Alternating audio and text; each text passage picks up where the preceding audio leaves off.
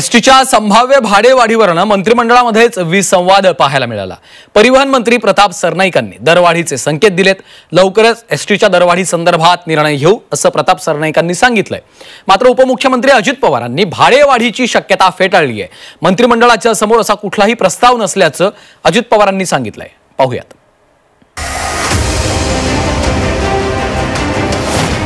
ST दरवाढीवरनं मंत्रिमंडळात विसंवाद।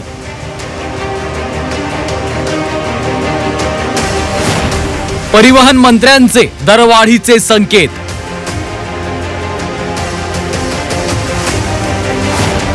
एसटीची दरवाढ होणार का? एसटीच्या संभाव्य भाडेवाढीवरून महायुती सरकारमध्येच विसंवाद असल्याचं चित्र पाहायला मिळतंय। परिवहन मंत्री प्रताप सरनाईकांनी एसटीच्या संभाव्य भाडेवाढीबाबतचे संकेत दिलेत। लवकरच दरवाढी संदर्भात निर्णय घेऊ असं देखील सरनाईकांनी म्हटलंय। नंतर तो निर्णय आमच्या पुढे लोकप्रतिनिधी म्हणून आणला जातो अशी पद्धती आहे। खरं तर दरवर्षी एसटीची भाडेवाढ ज्या पद्धतीने डिझेलच्या किमती वाढत असतात किंवा इतर सीएनजीच्या किमती वाढत असतात किंवा खर्च दिवसेंदिवस वाढत असतो, त्यानुसार दरवर्षी ऑक्टोबरमध्ये 5% भाडेवाढ आहे ती अपरिहार्य असते आणि त्या पद्धतीने पूर्वी चालत आलेलं होतं। परंतु मध्यंतरी 3 ते 4 वर्षाच्या कालावधीमध्ये ती भाडेवाढ झाली नाही। कदाचित आजच्या बैठकीमध्ये तो विषय असेल, परंतु तो विषय प्राधिकरणामध्ये मंजूर झाल्यानंतर आमच्या मान्यतेसाठी जेव्हा येईल त्या विषयावर त्यावेळेस चर्चा होईल। एकीकडे परिवहन मंत्री एसटी दरवाढीची भाषा करतायत, मात्र अर्थमंत्री आणि उपमुख्यमंत्री असलेल्या अजित पवारांनी याबाबतचा प्रस्तावच आला नसल्याचं म्हटलंय। चर्चा करून योग्य मार्ग काढण्याचं आश्वासनही अजित पवारांनी दिलंय। पण एसटीच्या दरवाढीवरून मंत्रिमंडळातच विसंवाद आहे का असा प्रश्न उपस्थित होतोय।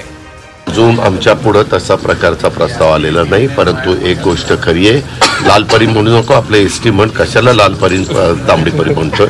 त्या एसटीच्या बसेस ज्या आपल्या महामंडळाच्या आहेत त्यामध्ये आम्ही प्रताप सरनाईक असतील, देवेंद्रजी असतील, एकनाथराव असतील, आम्ही सगळ्यांनी चांगल्या बसेस पुरवण्याच्या संदर्भामध्ये पहिलं आपल्याला कटाक्षाने प्रयत्न करावा लागेल।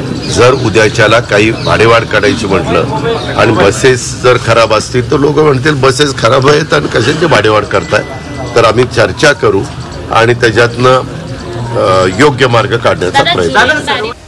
एसटीच्या संभाव्य भाडेवाढीच्या वादात विरोधकांनी देखील उडी घेतली आहे। राष्ट्रवादीचे आमदार रोहित पवार यांनी सरकारला जोरदार टोला लगावलाय। आम्ही दरवाढ होऊ देणार नसल्याचा निर्धारच रोहित पवारांनी बोलून दाखवलाय। भाडेवाढ तिथं होऊन देणार नाही विरोधी पक्षातले कार्यकर्ते म्हणून, आणि जर काही सरकारला करायचं असेल तर जो भ्रष्टाचार झालाय तो तुम्ही थांबवावा, तिथला तुम्ही थांबवलाय। आम्ही फार आमचा घसा कोरडा होता, आम्ही म्हणत होतो तिथं भ्रष्टाचार चाललेला आहे, तेव्हा तुम्ही नाही ऐकलं। ठीक आहे, आता तुमचं स्वागत करतो सरकारचं, तुम्ही थांबवलेलं आहे। अशा बऱ्याच विभागामध्ये भ्रष्टाचार तो आधी तुम्ही कमी करा। पुणे रिंग रोड 13,000 कोटीवरून 46,000 कोटीवर तिथं गेलेला आहे। MMRDA मध्ये मोठा भ्रष्टाचार तिथं चाललाय।